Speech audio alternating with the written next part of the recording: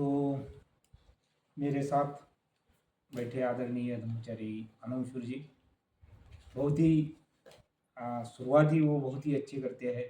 यानी हमारे शिविर का जो संचालन वो कर रहे हैं तो उससे एक अलग एनर्जी निर्माण होती है, वातावरण निर्माण होता है। और सही में वो अच्छी अच्छी भावना से अपने अच्छी हृदय से वो सभी का पुण्यानुमोदन भी करते हैं। तो मैं भी उनका बहुत बहुत पुण्यानुमोदन करता हूँ। अनंतशूर जी है, आदरणीय धर्मचारी रत्न सिद्धि और उपस्थित सभी धर्म मित्र भाइयों, सभी को जय भीम, नमो बुद्धाय। तो आज के इस सत्र में आप सभी का हार्दिक स्वागत। सही में मुझे भी आप सभी लोगों का पुण्यानुमोदन करना चाहिए, क्योंकि रात को जब पूजा के लिए इधर आया मुझे भी अंदर से ऐसा भाव निर्माण हुआ, बिल्कुल नेचुरल। इसमें बुद्ध बैठे हैं, उनके ऊपर प्रकाश जो आ रहा है और बहुत ही प्रसन्न ऐसा वातावरण लग रहा था।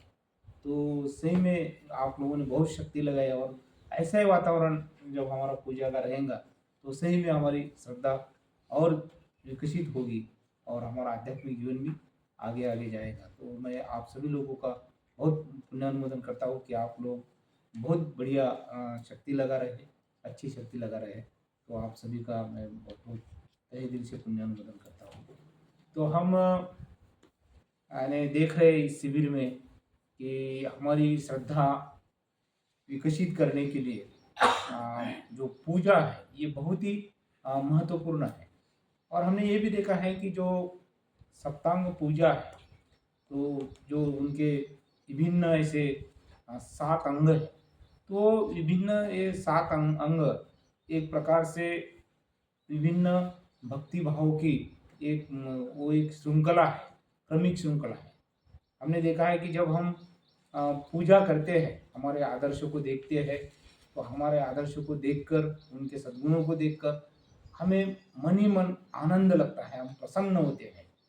और वही प्रसन्नता, वही आनंद फिर हम शारीरिक रूप से व्यक्त करने के लिए फिर वंदना का अंग आता है, तो हम वंदन करते हैं। और वंदन करने के बाद हम देखते हैं कि कितना ये आदर्श हमारा जो आदर्श है वो कितना सुंदर है, कितने उनके सद्गुण है, हम उनको वंदन कर रहे हैं। और फिर हम जागृति से देखते हैं तो हमें समझ में आता है कि हमारा आदर्श और हमारे में कितना अंतर है, बहुत ऐसा फैसला है। तो वो अंतर हम कम करना चाहते हैं। हमें भी लगता है कि हमारे आदर्श के जैसे हमने भी बनना चाहिए, मुझे भी आदर्श के जैसे होना चाहिए। तो ये होकर ऐसा अंदर ही मन में लगता है, जागृति से हम देखते हैं तो फिर हम वो आदर्श हासिल करने के लिए, वो आदर्श के समान बनने के लिए हम कटिबद्ध होते हैं, प्रतिज्ञाबद्ध होते हैं। तो फिर हम शरण गमन करते हैं। तो शरण गमन 3 रत्नों को हम शरण गमन करते हैं। कल हमने देखा है कि शरण गमन करना यानी क्या है। तो शरण गमन करना इसका मतलब भी हमने देखा है कि जो बुद्ध धम्म संघ ये 3 रत्न है, ये हमारे आदर्श है। तो उनको हम एक प्रकार से पूरी भावना से हम उनको शरण गमन करते हैं। उनको आश्रय यानी शरण यानी हमने देखा है कि एक आश्रय लेना, सुरक्षितता लेना, सुरक्षित जगह पहुंचना है ना। तो हम हमारी सुरक्षित जगह बुद्ध धम्म और संघ उसमें है। तो हम उनके लिए प्रतिज्ञाबद्ध होते हैं कि मुझे भी बुद्ध जैसा ही बनना है, मुझे भी धम्म मार्ग पे चलना है, मुझे आर्य संघ का सदस्य बनना है, आर्य संघ में मुझे शामिल होना है। तो ये जो हम सुरक्षित जगह जाने के लिए प्रयास करते हैं, तो जब हम प्रयास करना शुरू करते हैं, हमें बुद्ध के ओर बढ़ना है और बुद्ध गुणों को हमारे में विकसित करना है। तो ये जब हम प्रयास शुरू करते हैं, तो जब प्रयास शुरू करते हैं तो हमारे समझ में आता है, हमारे ध्यान में आता है, यानी जागृति से हम देखते हैं उसे, तो हमें समझ में आता है कि हमारे आदर्श की ओर बढ़ने का हम प्रयास कर रहे हैं, शुरुआत की है, तो वहाँ कुछ तो भी रुकावटें आ रही है, कुछ तो भी रोड़े आ रहे हैं, हम सामने नहीं जा रहे। नहीं, बहुत बार हम शुरुआत करते हैं यानी हमें आदर्श समझ में आया है और वो आदर्श के लिए हम प्रतिज्ञाबद्ध भी हुए, है ना। एक प्रकार से हमने मित्र की दीक्षा ली है ब्रह्मचारी के लिए याचना किए है ना। तो हम प्रतिज्ञाबद्ध हुए कि हमें ये करना है ना, शरणगमन हमें करना है। लेकिन जब हम शुरुआत करते हैं तो हमें समझ में आता है कि हम आगे नहीं बढ़ रहे, कुछ रुकावटें आ रही है। तो फिर वो रुकावटें आ रही है तो फिर ये जिसे हम चौथा अंग बोलेंगे नहीं का, पाप देशना का, तो फिर वो पाप देशना का अंग आता है। ये पाप देशना हम फिर करते हैं ना। तो जो हमें रुकावटें आ रही है, हमें पीछे खींचने का प्रयास कर रहे हैं, तो हम देखते हैं कि हम सामने क्यों नहीं जा रहे हैं, हमें हमें हम पीछे खींचने का हमें प्रयास कौन करता है, नहीं रुकावटें कहाँ है। तो हम जागृति से देखते हैं तो हमें समझ में आता है कि हमारी जो बुरी आदतें हैं, अकुशल कर्म है, तो कुछ मामलों में हम गलत राह पर चल रहे हैं ना, कुछ मामलों में हम गलत राह पर है। तो वो जो हमारी अकुशल आदतें हैं, बुरी आदतें हैं, अकुशल कर्म है, हम गलत राह पर है, तो वो हमारे समझ में आता है ना। तो वो समझ में जब आता है कि कहीं तो भी मेरी रुकावट हो रही है, तो उसे हम पहचानते हैं, है ना। रुकावटें कहाँ आ रही, तो हमारा कुछ तो भी अकुशल कर्म हो रहा है, बुरी आदतें हैं, गलत राह पर हम खड़े हैं, तो ये हमारे समझ में आता है। तो फिर ये चौथा जो अंग है जिसे हम पाप देशना कहते हैं, तो ये पाप देशना का अंग आता है। और ये पाप देशना हम संघ के सामने करते हैं, है ना। पाप देशना हम कहाँ करते हैं, संघ के सामने करते हैं। तो जैसा शुरुआत में हम बोलते हैं कि मैंने जितने पापों के ढेर रचे हैं, है ना, मैंने जितने पापों के ढेर रचे हैं। तो ये पाप अपने मन की अकुशल अवस्था से निर्माण हुए, है ना। ये पाप अपने आप निर्माण हुए क्या, पापों के ढेर अपने आप निर्माण हुए क्या, ये हमारे मन के अकुशल मनोवस्था से निर्माण हुए हैं, जो हमें शरणगमन करने के लिए रोकते हैं, नहीं। जो हमने पापों के ढेर रचे हैं अभी, तो वो हमारे एक प्रकार से अकुशल मनोवस्था है, अकुशल कर्म है। तो उनसे वो जमा हुए है, वो ढेर हुआ है ना। और वो वही हमें रोकते हैं ना। तो ये अकुशल मनोवस्था की जड़ कहाँ है ना, यानी जो हमने पापों के ढेर रचे हैं, तो उनकी जो जड़ हम देखते हैं, तो उनकी जड़ जो हम 3 विष कहते हैं, है ना, या जो लोभ है, द्वेष है, या अज्ञान या मोह है, उसमें उनकी जड़ें हैं।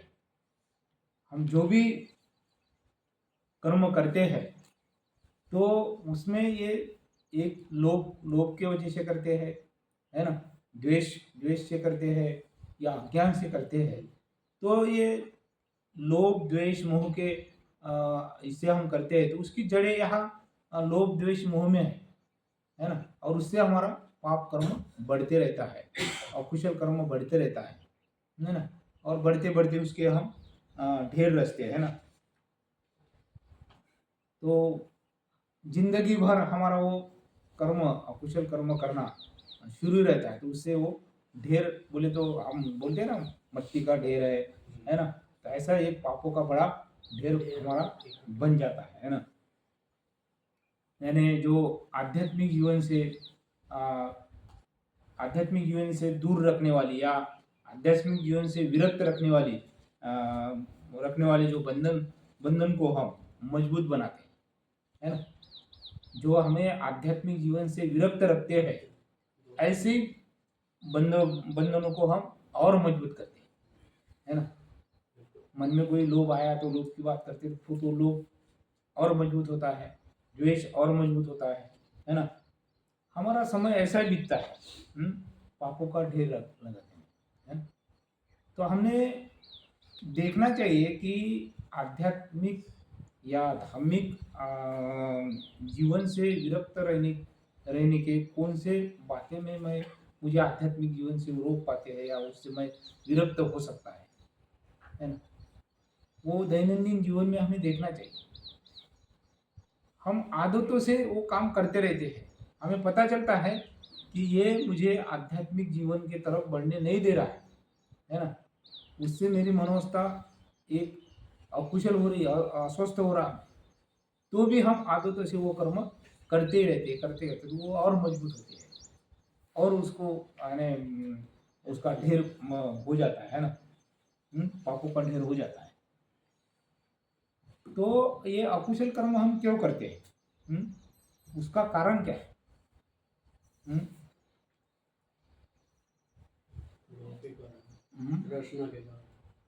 तो अकुशल कर्मों के लिए जैसे सप्तांग पूजा में कहा है ना, अज्ञान और मूढ़ता के, है ना।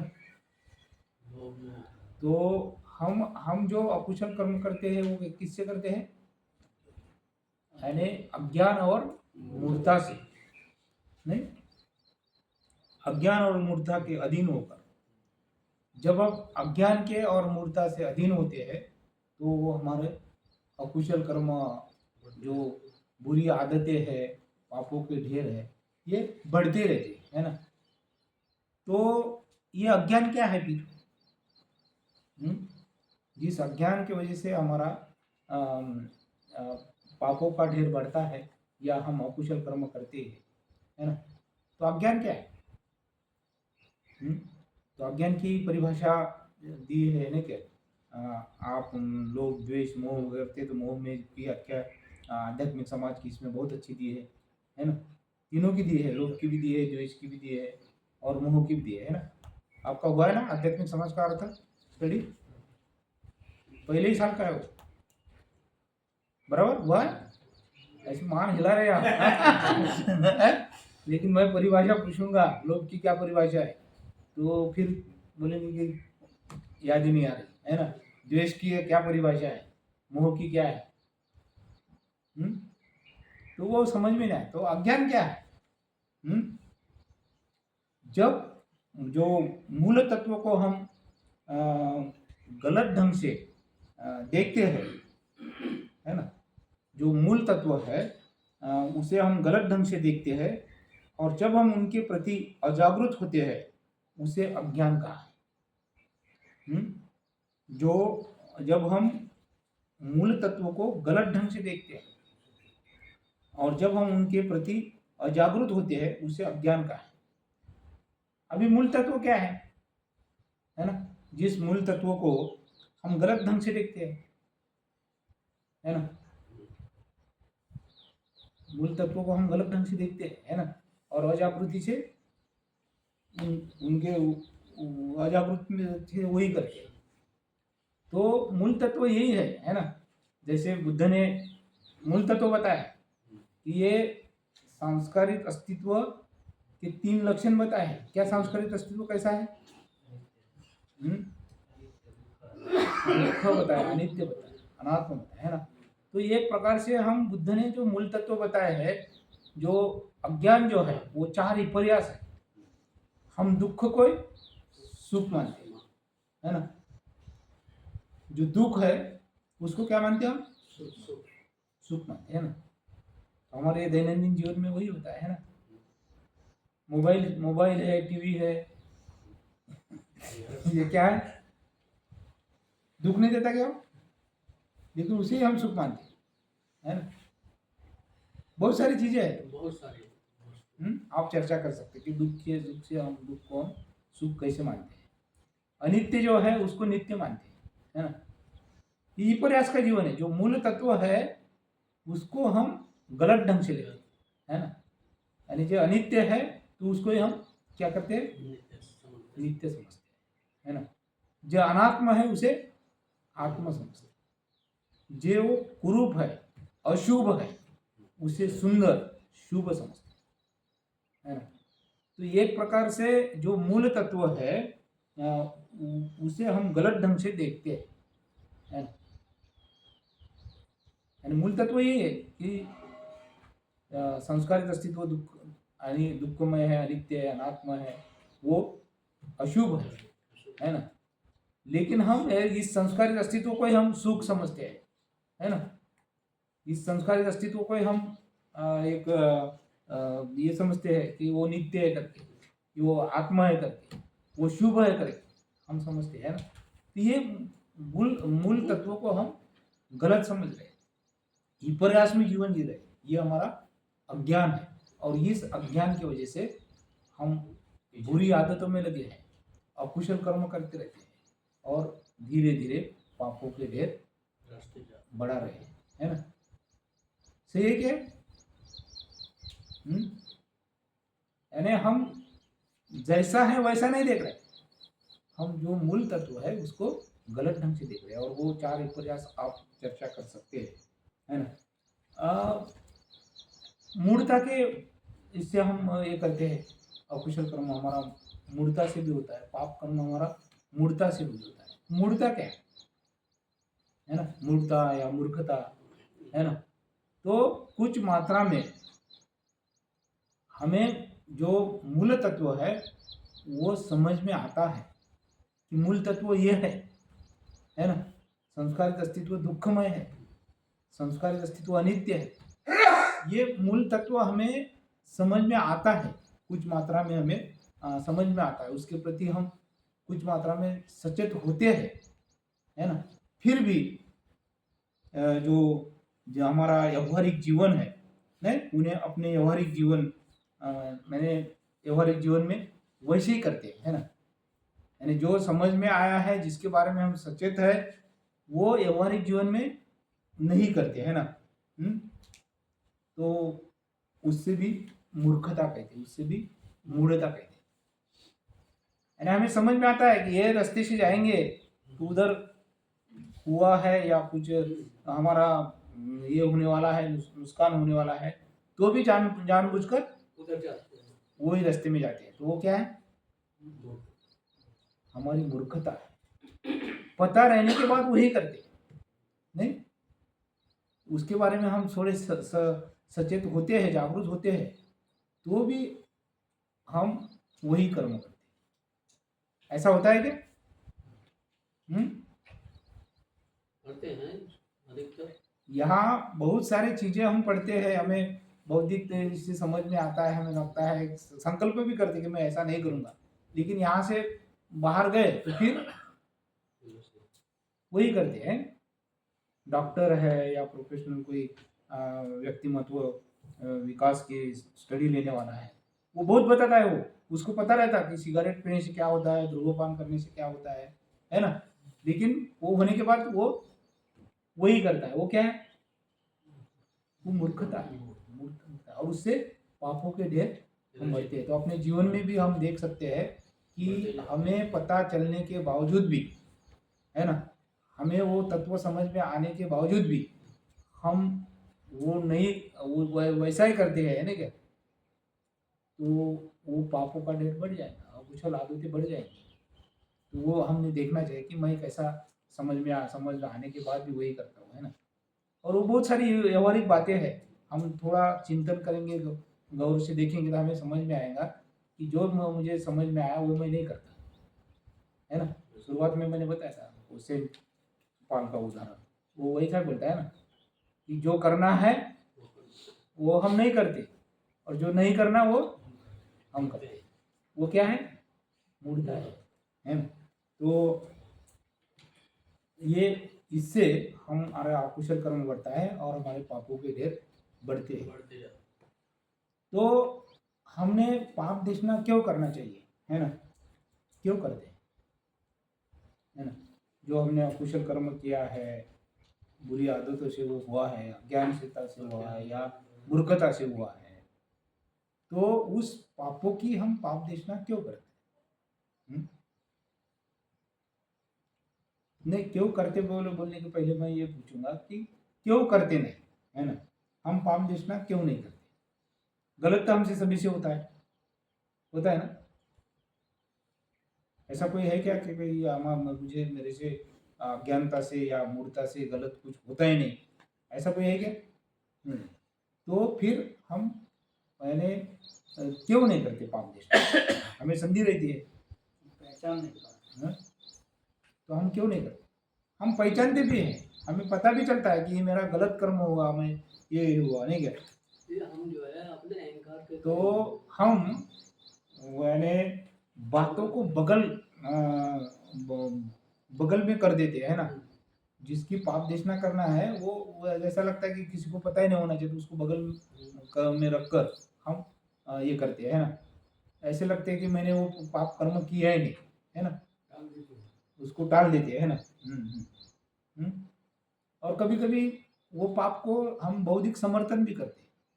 जो अकुशल कर्म किया है वो अकुशल कर्म नहीं है या मैंने नहीं किया, उसका हम बहसबाजी भी करते हैं, बौद्धिक समर्थन भी करते हैं। वो उसको ऐसा करना था, है ना।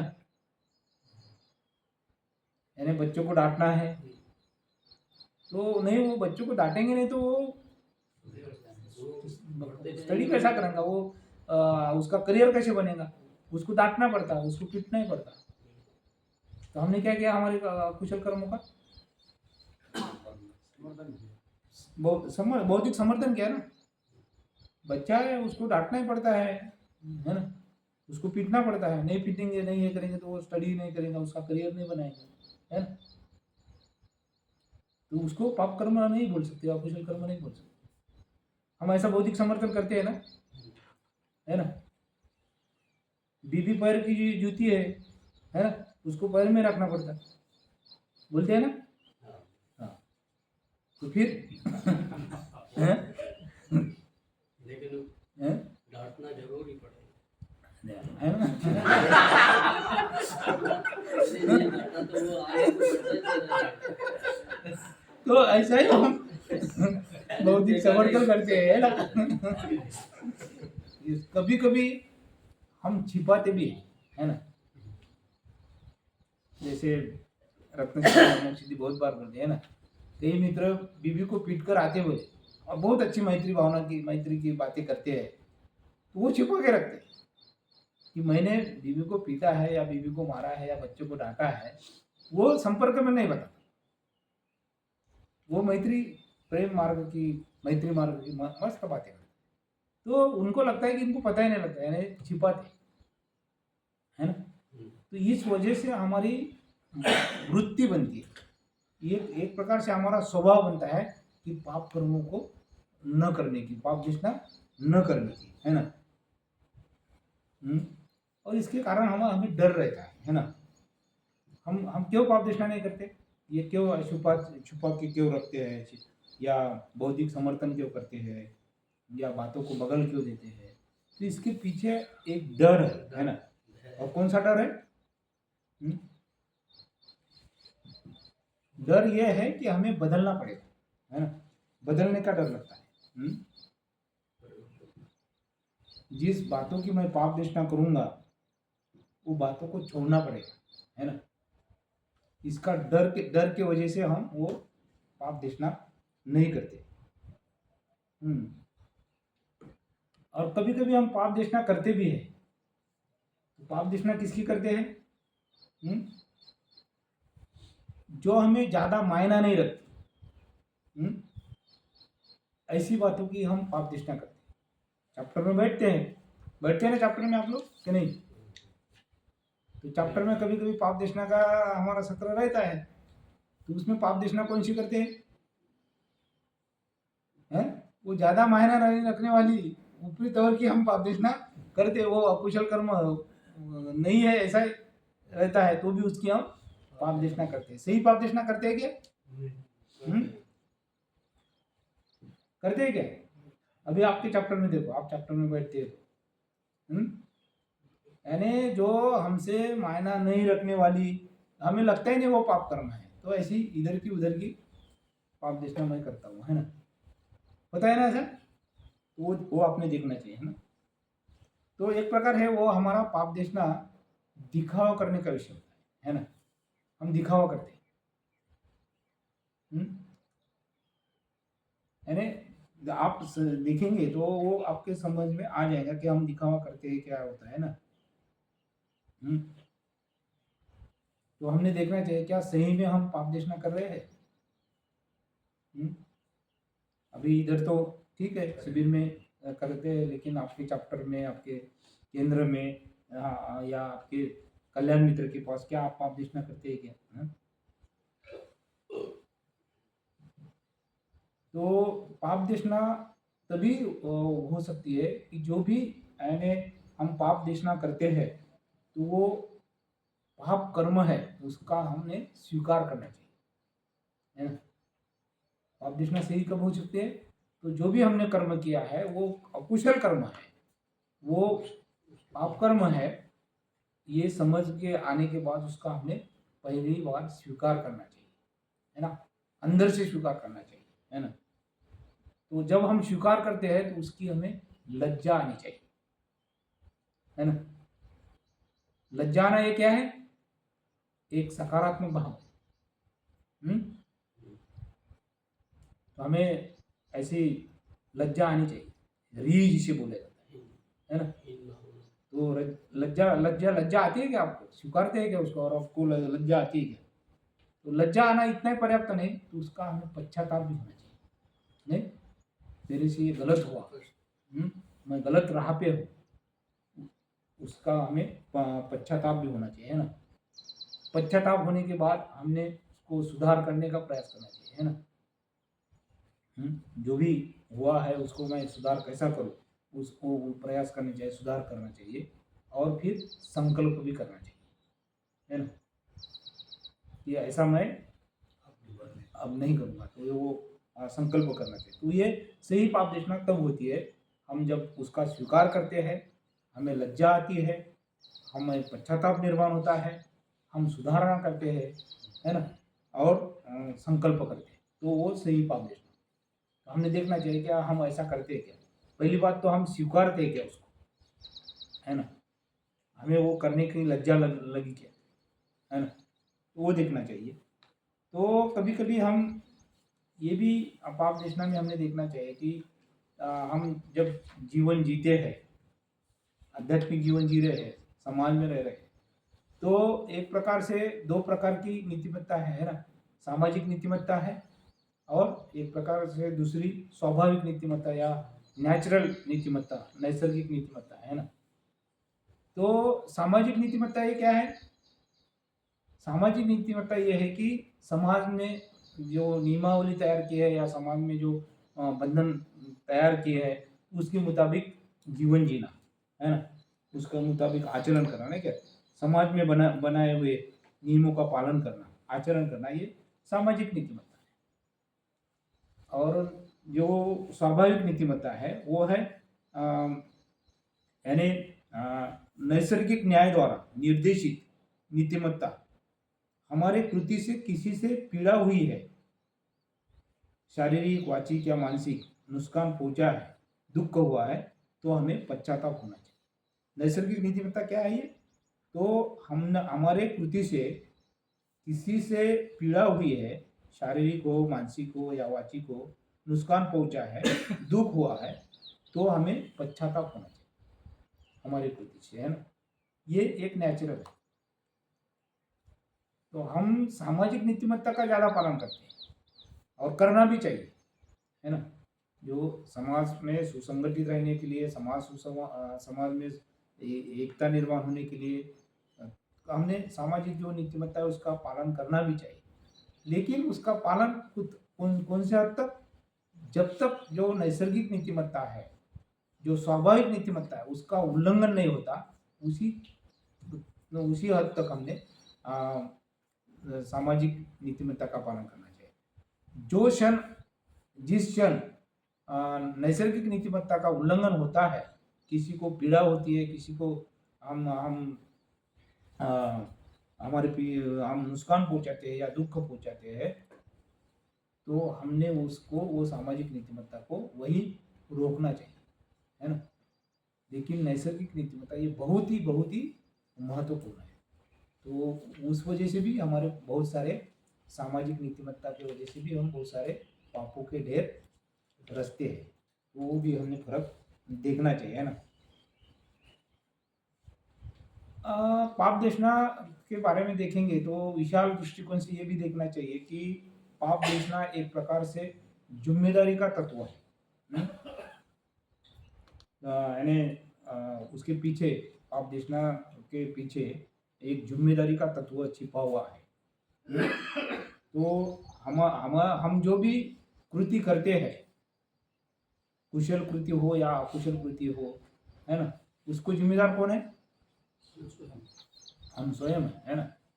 यानी जो भी कुशल कृति करेंगे तो उसके भी परिणाम आपको आएंगे, अकुशल कृति करेंगे तो उसके भी परिणाम आएंगे, है ना। यानी जो भी कृति करते हैं उसके हम जिम्मेदार हैं।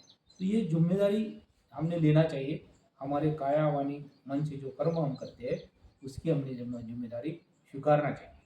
लेकिन बहुत बार हम हमारे काया वाणी मन से जो कर्म हम करते हैं उसकी हम जिम्मेदारी नहीं स्वीकारते।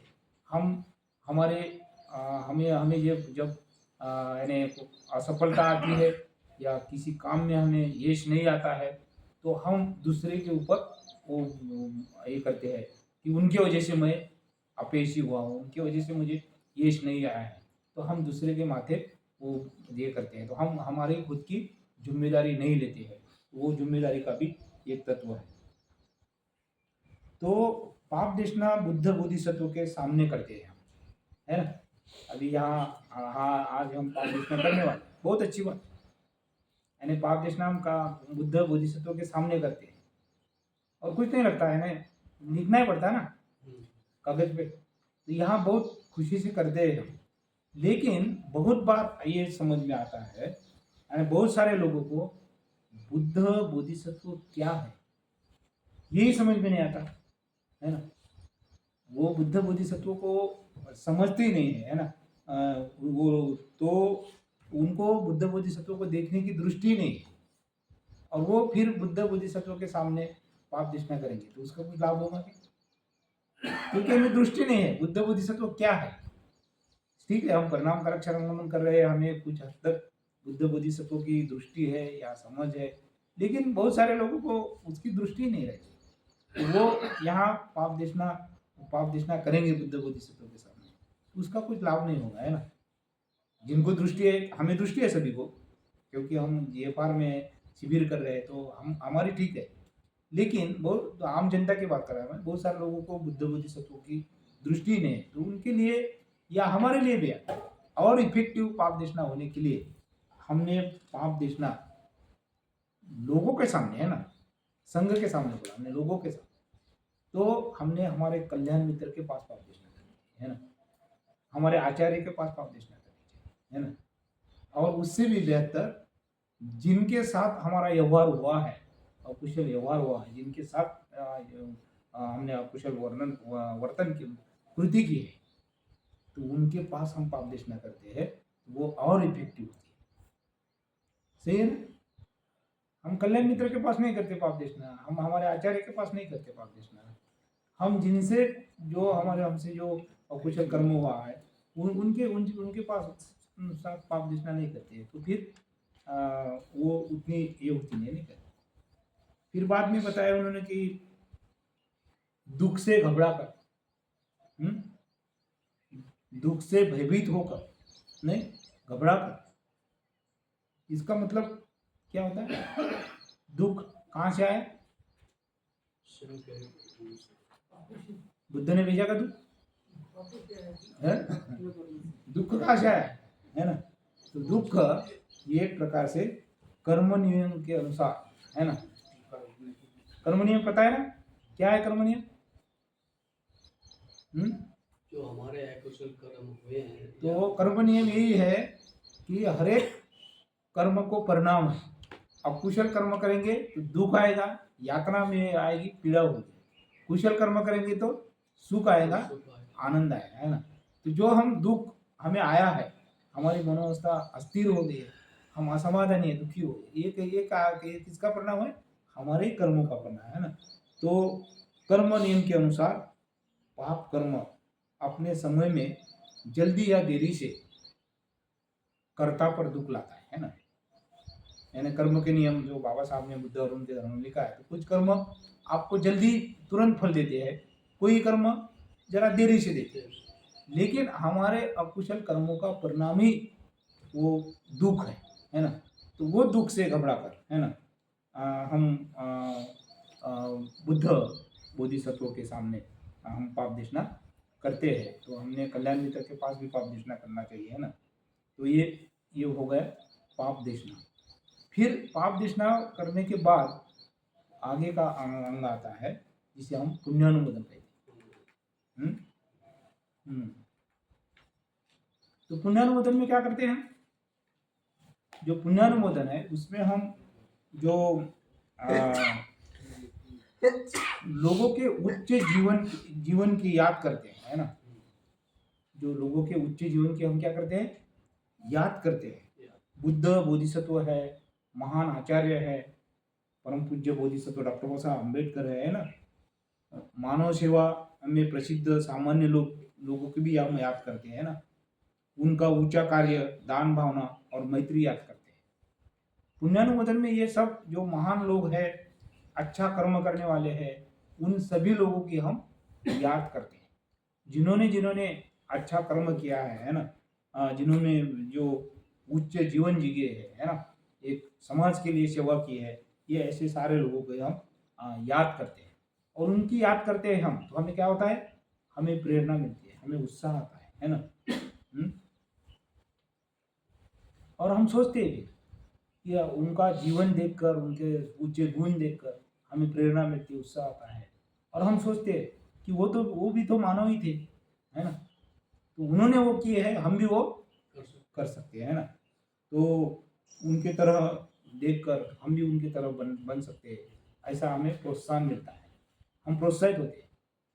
बुद्ध ने जब जो किया है हम वो भी कर सकते हैं, है ना। बाबा साहब ने जो किया हम भी कर सकते हैं। तो हमें एक प्रकार से प्रेरणा मिलती है, उत्साह मिलता है, हम प्रोत्साहित होते हैं, है ना। और उच्च प्रकार का हमें आनंद भी आता है। एक प्रकार से ये महान लोगों को देखकर, उनके ऊंचे गुण देखकर हमें सामर्थ्य मिलता है ना। तो इसीलिए हमें पुण्यानुमोदन करना चाहिए। हमें प्रेरणा मिलती है, हमें प्रोत्साहन मिलता है, सामर्थ्य मिलता है, आनंद मिलता आता है, तो हम पुण्यानुमोदन करना चाहिए। तो पुण्यानुमोदन इतना ही नहीं, तो पुण्यानुमोदन से हमारी जो नकारात्मक मनोवस्था है उसके ऊपर भी कार्य होता है ना। यानी नकारात्मक अवस्था से मुक्त होने के लिए भी हमने पुण्यानुमोदन करना चाहिए, है ना। जैसे कि हमारे में नकारात्मक मनोवस्था में ईर्ष्या है, मत्सर है, मान है, अहंकार है ना। ये जो हमारी नकारात्मक मनोवस्था है, तो इस नकारात्मक मनोवस्था से बाहर निकलने के लिए, मुक्त होने के लिए ये पुण्यानुमोदन बहुत ही मददगार करता है ना। पुण्यानुमोदन एक प्रकार से कुशल कर्म का ही हिस्सा है ना। हम पुण्यानुमोदन करेंगे तो हमारे में स्पर्धा नहीं रहेगी, हमारे में ईर्ष्या नहीं रहेगी, है ना, अहंकार नहीं रहेगा। आज जो हमारे में ईर्ष्या है किस वजह से? हमें लोगों का पुण्यानुमोदन करना, है ना, हमारे पड़ोसी का पुण्यानुमोदन करना होता है नहीं, क्योंकि ईर्ष्या है उसके बारे में। तो आप चर्चा कर सकते हैं ना। तो पुण्यानुमोदन करना है। हम ईर्ष्या से भर रहे थे, पुण्यानुमोदन नहीं करते। तो पुण्यानुमोदन कब करेंगे हम? तो पुण्यानुमोदन करने के लिए हमें मैत्री का आधार चाहिए, है ना। मैत्री के आधार की जरूरी है ना। हमारे में मैत्री नहीं रहेगी तो हम किसी का पुण्यानुमोदन नहीं कर सकते क्या? पुण्यानुमोदन का करने के लिए मैत्री का आधार चाहिए, मित्रता का आधार चाहिए, है? स्वयं के प्रति मैत्री नहीं तो हम दूसरे के प्रति मैत्री कैसे कर पाएंगे, है ना।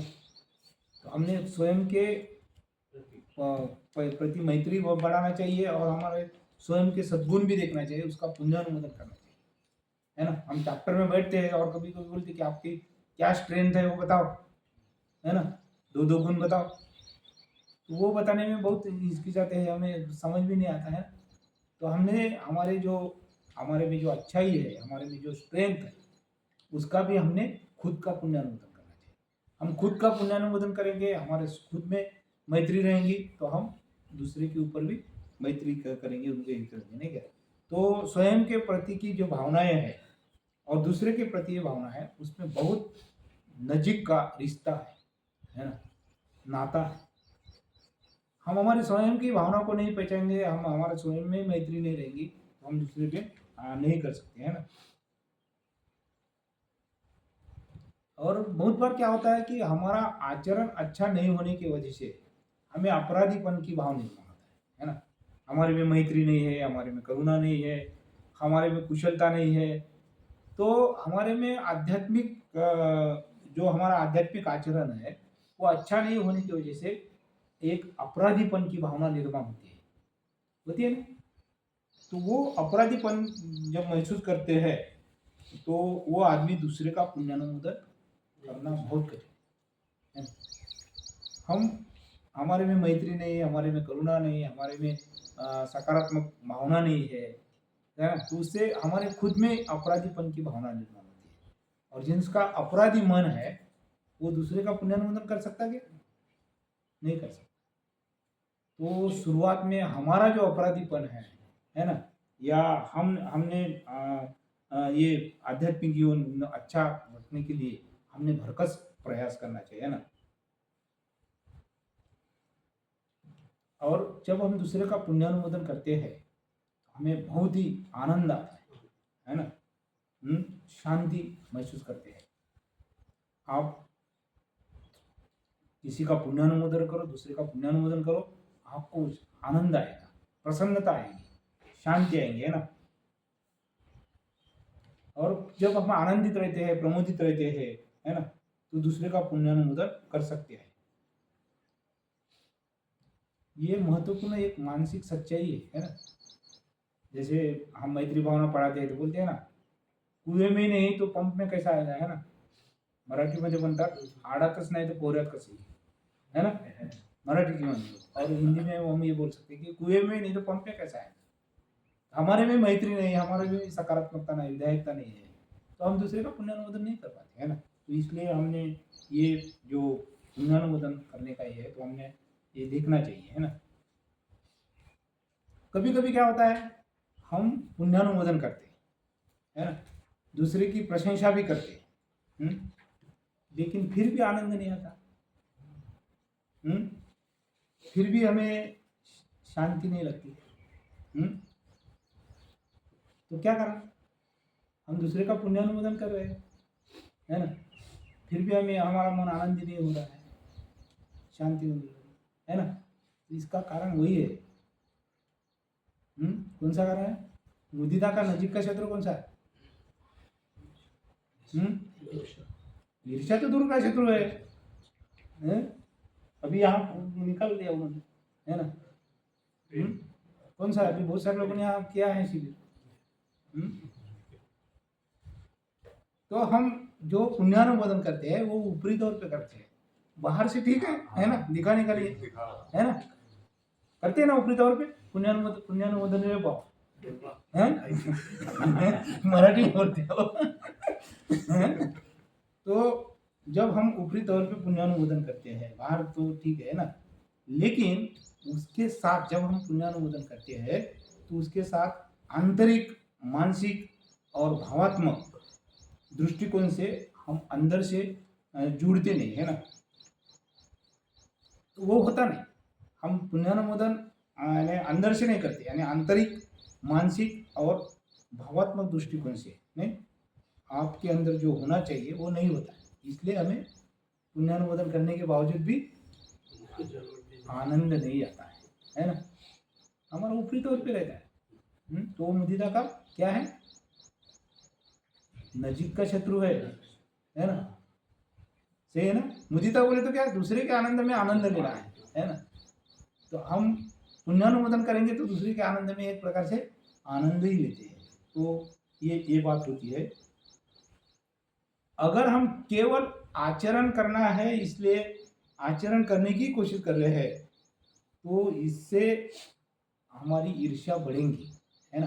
यानी इसका मतलब ये है कि हम ऊपरी तौर पे आचरण करते रहेंगे, अंदर से भावात्मक, आंतरिक, मानसिक दृष्टि से हम नहीं करते हैं, केवल आचरणशील बनने का ये करते हैं, तो हमारे अंदर ईर्ष्या ही बढ़ेगी, है ना।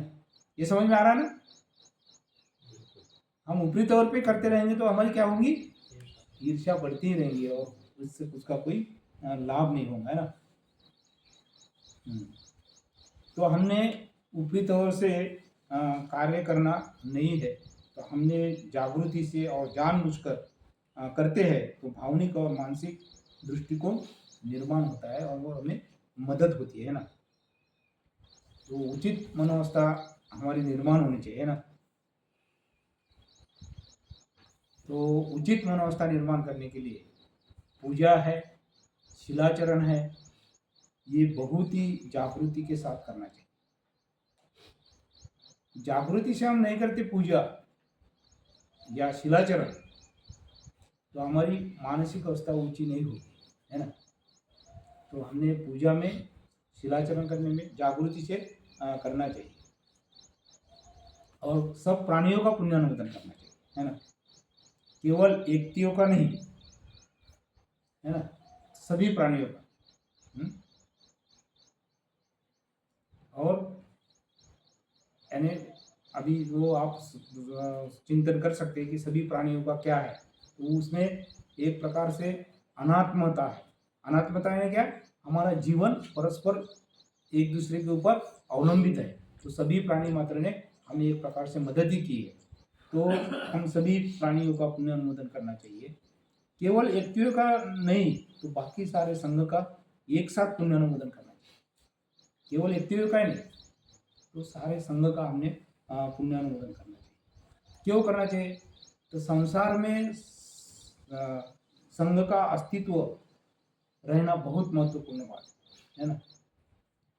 संसार में संघ का अस्तित्व रहना बहुत महत्वपूर्ण बात है। बंदी ये भी बोलते हैं कि समाज का अस्तित्व होना ये भी बहुत महत्वपूर्ण बात है ना। बहुत महत्वपूर्ण। और संघ का होना तो बहुत दुर्लभ है। जैसे बुद्ध ने बताया, बंदी ने भी बताया कि मनुष्य का जन्म होना यही दुर्लभ है, वो हमें मिला है। और मनुष्य मनुष्य करके समाज बना है, तो वो समाज रहना ये दुर्बल है और उससे भी संघ होना बहुत ही दुर्बल है, अति दुर्बल है। तो हमने समाज का भी पुण्यानुमोदन करना है और हमें संघ का भी पुण्यानुमोदन करना है। संघ बोले तो क्या, संघ बोले तो जो संघ का अस्तित्व रहना बहुत दुर्बल बोलते ना हम, तो संघ यानी जो आर्य संघ है ना। हमने प्राणियों का पुण्यानुमोदन करना चाहिए, हमने व्यक्तियों का पुण्यानुमोदन करना चाहिए, हमने समाज का पुण्यानुमोदन करना चाहिए और हमने संघ का पुण्यानुमोदन करना चाहिए, है ना। संघ का अस्तित्व होना बहुत अति दुर्बल बात है ना। संघ नहीं रहेगा तो यहाँ कोई भी यानी सच्चाई नहीं रहेगी, शिलाचरण नहीं रहेगा, नैतिकता नहीं रहेगी। कुछ ना कुछ हद तक संघ का अस्तित्व है, बुद्ध का अस्तित्व है, इसीलिए दुनिया में क्या है, अच्छाई है। कोई शिलाचरण का दिखाई देता है। जब संघ का अस्तित्व नहीं रहेगा, बुद्ध का अस्तित्व नहीं रहेगा, तो यहाँ कोई आपको अच्छाई नहीं दिखेगी। तो इसलिए संघ का अस्तित्व बहुत महत्वपूर्ण है और हमने उनकी पुण्यानुमोदन बार बार हमने करना चाहिए, है ना। तो और कृतज्ञता का भाव ये बहुत ही धार्मिक सद्गुण है।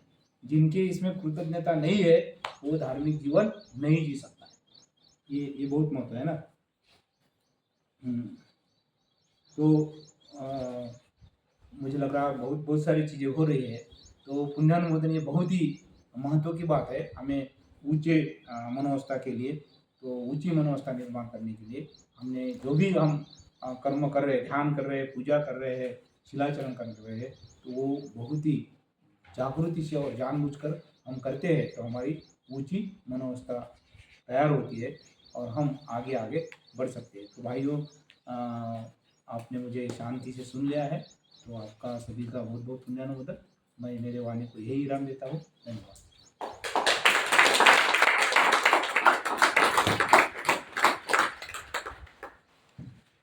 तो धन्यवाद लोकनाथ जी, उन्होंने पापदेशना और पुण्यानुमोदन, ये जो पूजा के दो अंग है, उनको बहुत ही विस्तार से बहुत सारी बातें उन्होंने उनके अनुभव से कही हैं। तो मैं उनका बहुत बहुत पुण्यानुमोदन करता हूँ, शुक्रिया अदा करता हूँ और हम फिर से जोरदार